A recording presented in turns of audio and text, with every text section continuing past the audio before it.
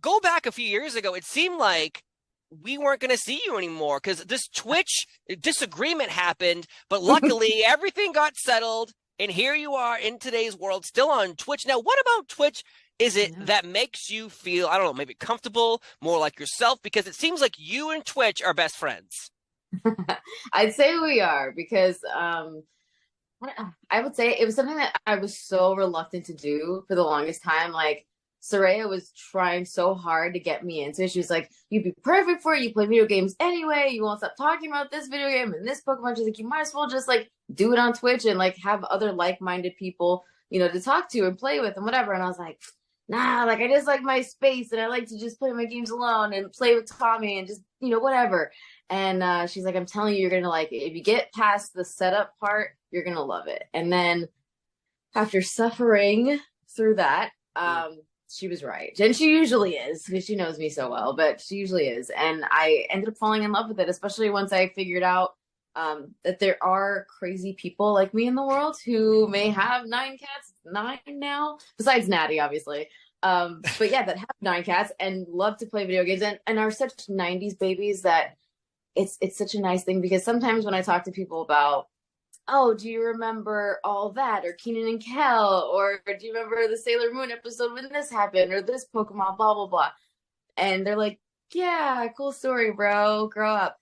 So now Oh, on no. Twitch, I meet other like-minded people. So it started there, and then it just grew into this massive thing that I don't know. I think because people saw and I'm so big on being authentic. If you are authentic, people are going to recognize that. Mm. So you can't just stick anybody in my position with a kitty, headset and say, "Oh, guys, blah blah blah about this episode," and have no idea what they're talking about because you'll see right through that.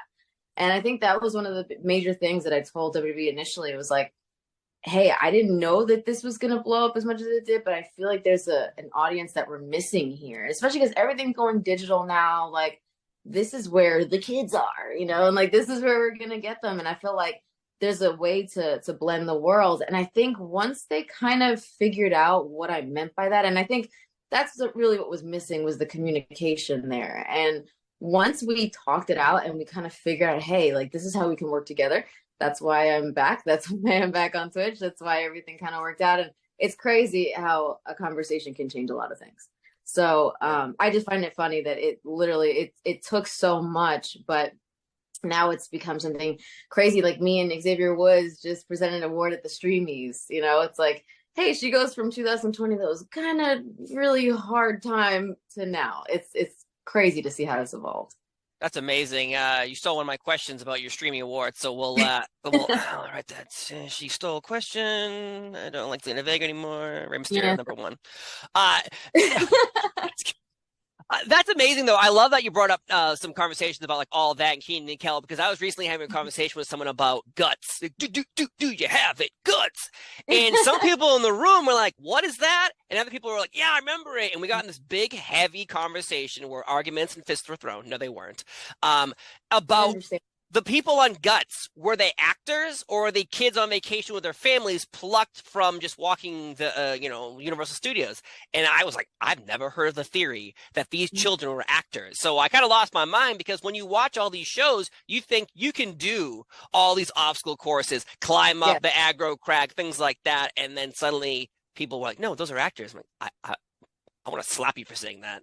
So I don't know. I don't think they are, especially because I was one of those kids, not on Guts, but I was one of those kids that went to Florida, went to Universal, and I got slimed. Like my stepdad and I were doing a some kind of like obstacle course thing that they had for us, and it involved like the wild thornberries, where he was wearing like the chimpanzee hat and stuff, and I was supposed to be Eliza, and we failed. So then we got slimed, and I'm like, this is like amazing. Like it wasn't televised, but it was something that they had for people that come in, and they just do that. And I guess maybe from there they might pluck some people and do it. But I know that firsthand, the slime is disgusting. And it was just like, oh wow, this is really what it's like. And you go through all of that stuff. So I remember very, very like clearly as a kid going to do that and wanting to come back and do it. I don't even know if they do it anymore, but my God, back then it was something that you like looked forward to. And I don't know, I guess in my mind, anything was possible as a kid. So I was like, yeah, we're gonna go to Nickelodeon and we're gonna do this, and it's gonna get on TV. Like, duh.